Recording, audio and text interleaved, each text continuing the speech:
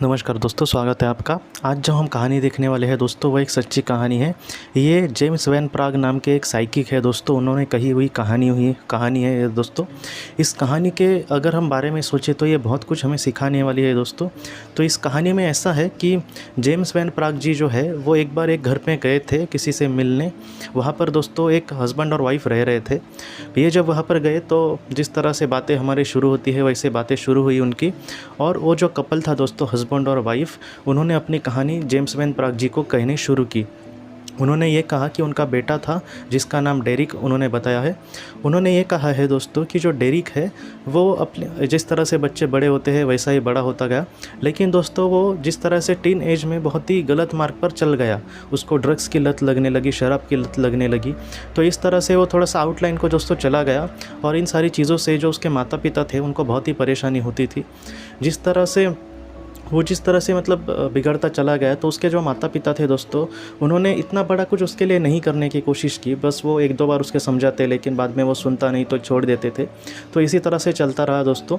बाद में जो डेरिक था वो अलग रहने लगा, एक छोटा मोटा जॉब करके वो अलग खुद दूसरे घर में रहने लगा। और तब वो दोस्तों बहुत ही ज़्यादा बिगड़ने लगा। वो मतलब बहुत ही ज़्यादा ड्रग्स वगैरह करने लगा और वो पूरी तरह से नशे में ही होता था, वो होश में नहीं होता कभी। और उसके माता पिता के साथ भी उसका ज़्यादा कांटेक्ट नहीं होता था। उसके माता पिता उसके लिए बहुत ही चिंता करते थे, लेकिन वो भी नहीं सुधरता था और इनके बात भी नहीं सुनता था। बाद में डेरिक थोड़ा सा सुधर भी गया दोस्तों, और वो मिलिट्री में भी थोड़ी उसने काम किया और अब लगा था कि वो सुधर जाएगा, लेकिन उसके बाद भी वो नहीं सुधरा। और फिर से वो घर पे अकेला ही रहने लगा खुद के, और वहाँ पर भी वो ज़्यादा ड्रग्स करने लगा। अपने माता पिता के साथ भी वो ज़्यादा कांटेक्ट में नहीं था।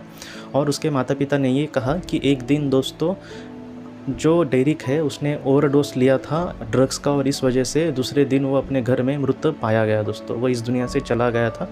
इस बात से उसकी माँ को बहुत ही बड़ा सदमा लगा और वो दोनों बहुत ही दुखी हो गए दोस्तों। तो इन सारी चीज़ों से ऐसी परेशानियाँ थी उनके माता पिता के जीवन में। अपने बेटे को खोने का जो दुख है वो उनके सामने था दोस्तों। जेम्स वैन प्राग जी जब उनके घर में थे तो बाद में उनको क्या हुआ दोस्तों, वहाँ पर मैंने पहले भी कहा था कि वो एक साइकिक है। जो साइकिक इंसान होता है वो आत्मा को देख सकता है, कभी कभी उनके साथ बात भी कर सकता है अगर कोई उनके करीब आत्मा हुआ तो उन्होंने अब उनके घर में एक आत्मा का मौजूदगी का एहसास हुआ दोस्तों जेम्स वैन जी को। और वो ये कहते हैं कि वो आत्मा सीधे सीधे उनको दिख रही थी। और वो आत्मा किसकी थी दोस्तों, तो वो डेरिक की थी। और बाद में डेरिक ने भी उनके कुछ कहने की चीज़ें कहने की चाहा दोस्तों। तो जेम्स वैन जी ने कहा कि हाँ, तुम मुझसे बोल सकते हो। जब वो आत्मा मतलब डेरिक की आत्मा जी थी दोस्तों, उसने जेम्स वैन जी को बहुत सारी बातें बताई है। उसने ये कहा कि मैं पहले अपने माता पिता को हमेशा दोष देता रहा अपनी ज़िंदगी में। मैंने यही सोचा कि उनको मेरी ज़रा भी फ़िक्र नहीं है। उन्होंने कभी मैं किसी पार्टिसिपेट हुआ किसी स्पर्धा में वगैरह तो भी वो ज़्यादा इंटरेस्ट नहीं देते थे, वो अपने काम में ही बिज़ी रहते थे। इन सारी चीज़ों से उनके माता पिता को लेकर उसके मन में दोस्तों पहले से ही बहुत बड़ी ज़्यादा कड़वाहट भरी हुई थी। तो इस वजह से जो डेरिक है उसने ये कहा कि बाद में जब मैं अपने पैरों पर थोड़ा बहुत खड़ा होने लगा तब मैंने एक अलग घर में रहने का फ़ैसला किया, और वो वहाँ से ही सारी चीज़ें अपना करता था, जॉब वगैरह। बाद में उसने ये कहा कि उसके गलत संगत के वजह से वो ड्रग्स का वगैरह आदी हो गया दोस्तों। तो इन सारी चीज़ों से वो बहुत ही अपने आप को संभाल नहीं पा रहा था।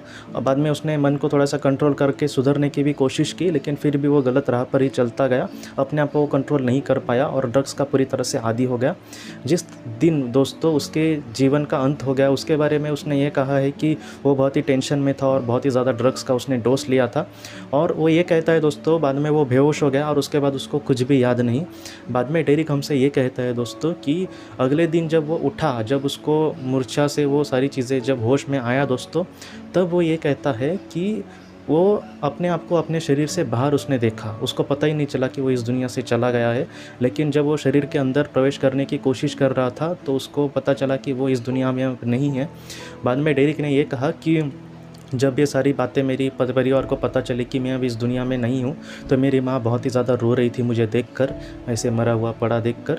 और उसने ये कहा कि जिस पिता को मैंने हमेशा अपनी ज़िंदगी में बुरा भला कहा, उनको यही समझा कि इन्होंने ही मेरी ज़िंदगी बर्बाद की है। हालांकि मैं इन सारी चीज़ों में खुद पड़ा और हमेशा उनको दोष देता रहा, लेकिन मैं हमेशा ये सोचता रहा कि इन्होंने मेरी ज़िंदगी बर्बाद की है, इनको ज़रा भी मेरी फ़िक्र नहीं है। लेकिन आज ये माता पिता मेरे लिए रो रहे हैं। तो इस वजह से डेरिक को दोस्तों इतना दुख हुआ, उसको इतना पश्चाताप हुआ कि अपनी ज़िंदगी में जिन लोगों के लिए उसको बहुत कुछ करना चाहिए था उसने सिर्फ दुख और दुख ही दिया।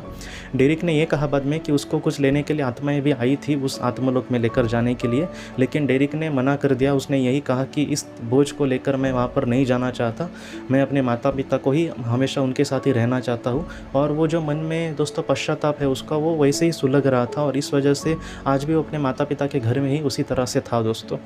जब जेम्स वैन जी ने कहा कि तुम्हारा यहाँ पर रहना ठीक नहीं है क्योंकि अब तुम इस दुनिया में नहीं हो, तो उन्होंने यही कहा कि तुम अगर उस लोक में जाओगे तो अच्छा होगा और तुम्हारी आत्मा का जो आगे का सफ़र है वो शुरू होगा और एक ना एक दिन तुम जो माँ के लिए जो प्यार है वो ज़रूर उसको बयां कर पाओगे। लेकिन बाद में ये सारी जो बातें हैं दोस्तों, उसके माता पिता को भी पता चली कि जेम्स वैन जी ने उसके साथ संपर्क किया है।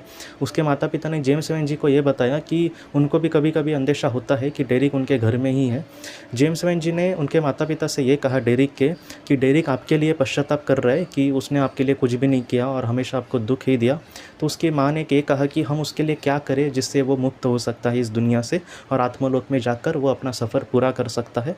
तब जेम्स वैन जी ने यह कहा कि आप दिल से प्रार्थना करिए कि डेरिक, मैं तुम्हें जो भी तुमसे गलतियाँ हुई ऐसा लग रहा है तुम्हें, उसके लिए तुम्हारी मैं माफ़ी देती हूँ। तुम्हें मुझसे माफ़ी भी मांगने की ज़रूरत नहीं है और मैं तुम्हारी माँ हूँ, तो इस वजह से तुम इसकी चिंता मत करना। तुम अगले जीवन के लिए या फिर आत्मा का जो अगला पड़ाव है तुम्हारा, उसमें तुम ज़रूर जाना, हम यहाँ पर खुश है।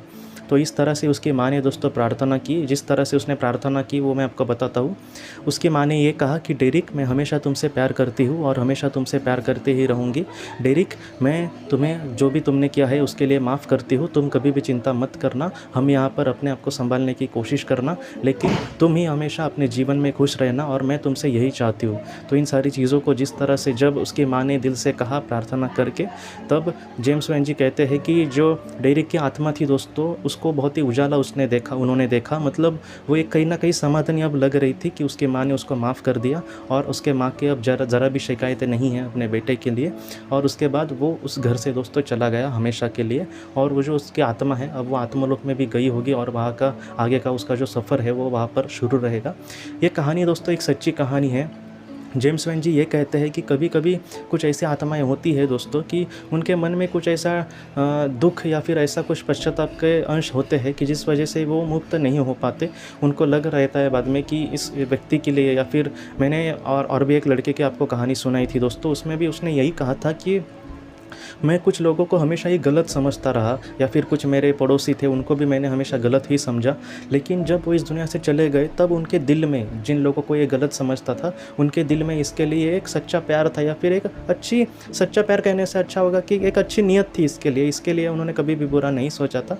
लेकिन ये जो सारी चीज़ें हैं वो जब हम जिंदा जब होते हैं पृथ्वी पर तब हमें नहीं पता चलती। तो उस लड़के ने भी यही कहा था कि कभी भी किसी से बैर नहीं करना चाहिए। अगर हमें कोई बुरा भला भी कहता है तो जाने दो, उसको माफ़ करो, या फिर आप वो अपनी जगह पर, मैं अपनी जगह पर, लेकिन मैं किसी को बुरा भला नहीं करूँगा। इस तरह से अगर हम जिए तो ऐसा जो पश्चाताप है दोस्तों वो हमें कभी भी नहीं होगा।